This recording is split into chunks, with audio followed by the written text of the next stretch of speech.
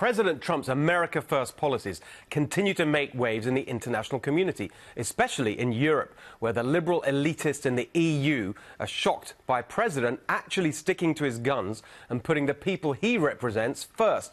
With us now, how exciting. He's from Fox Business. You can see him every morning. Varney and Company host Stuart Varney. So, Stuart, look, we're talking in the week where first you had the president attacked for his belief in nationalism by the president of France, and then you had the new information on the Brexit deal. Brexit itself, of course, was a representation of people's desire to put their country first. Yeah. Why can't people understand that there's nothing wrong with this? Well, precisely. And I think people are beginning to understand this. Look, nationalism, President Trump is a nationalist, self-proclaimed, America first. It is not nationalism which tears up Europe. It's the failure of globalism, the failure of open borders. It is the failure of countries to be allowed to make rules for themselves. That's what's breaking up Europe. Macron is totally wrong on this. It's the exact opposite of what's really going on. And this idea of a European army for the Europeans is almost a joke, isn't it? Can you really see a pacifist continent getting together to create a warlike army that's really going to defend them? Nonsense. They cannot work without America's military, period. That's exactly right. And in fact, that's what started this whole spat, really, when President Macron started saying we need a European army to protect us from America. I thought that's one of the most insulting things I've ever heard. Absolutely insulting. What is the man thinking of? I mean... Well, he's basically just pandering to his people in France. He's having a very tough time politically, and he just wants to deflect by attacking President Trump. I think President Trump had a hard time restraining himself from going after Macron, who's got an approval rating of, what, 26%, and he's criticising the President of the United States. Totally agree. And by the way, it was a double insult, because first Macron insults America by saying we need an army to protect ourselves from America. Then he insults President Trump personally by going on about nationalism. The other thing I just wanted to touch on is this notion that we've seen from the elitists ever since this argument flared up, that nationalism is somehow to be equated with... I mean, I've heard literally people saying, well, that's what the Nazis were. National Socialists is all about authoritarianism and so on.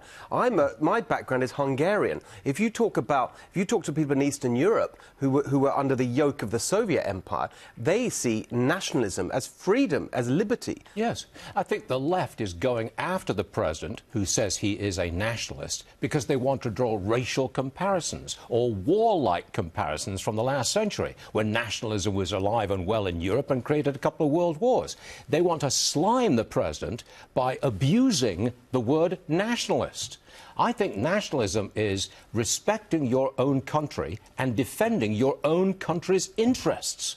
It's very much aligned with patriotism, which is the love of your country. Exactly right. They're not contradictory, they're complementary. Exactly right. Very well put. Now, we'll talk about your own country. Here we are, you and I, two Brits, here in America. Yeah, amazing. How that happened, I don't know. But I'd love to just hear you talk a little bit, and I've heard you do it before, just right now when we're here with focusing on this topic, about your love for this country. Oh, there's all kinds of things which I truly love about America, and loved right from the get-go 40 years ago. Number one, upward mobility. Yes. I've never, ever felt that I was restrained by my class background or my religious background or anything else. Yeah. It's upward mobility. How far can you go with your drive, talent, brains and ability? Number two, this is a vast country. Very varied. Surely there's somewhere here that really appeals to you. And lastly, I really like Americans. I mean, where else in the world, Steve, tell me, where else in the world can a guy go with an obvious, very foreign accent, get on national television and tell you, the locals, what's going on in your society? Yeah, you better be careful with that, Stuart. After this segment, maybe that won't go so well, but I totally appreciate the point. Two Brits together, fantastic be American, but I do appreciate what you said, and I completely agree with all the points you made, and one thing I'd add to it, actually, is the thrill of really understanding, for me, even someone who learnt about America academically back in Oxford University, just being here and understanding the genius of the founding idea of America, what the founders did with the Constitution and the way that that is applied every single day and frames our political debates. That is incredible. You went to Oxford? Yeah, I don't know how I got in there either. First there and here. I mean, you know, it's incredible. My good, luck, you're doing really. well, lad, let me tell you. Exactly. But I do take your point. When you arrive here and you see the reality of America, well, to put it in a nutshell, I got a sense of liberation. And I still have that feeling today, 42 years later. And I chose to become an American citizen. Yes. It was my choice. And I've got a pet peeve, if I may. Can't stand hearing immigrants criticise the country that they've moved to. Right. Quit whining, for heaven's sake. You are blessed by being in America. Enjoy it. I couldn't agree more. Stuart Varney, thank you so much. Great to see you. Really Good round, appreciate you know. it. Exactly. Thank you, There Stuart. you go. That was great.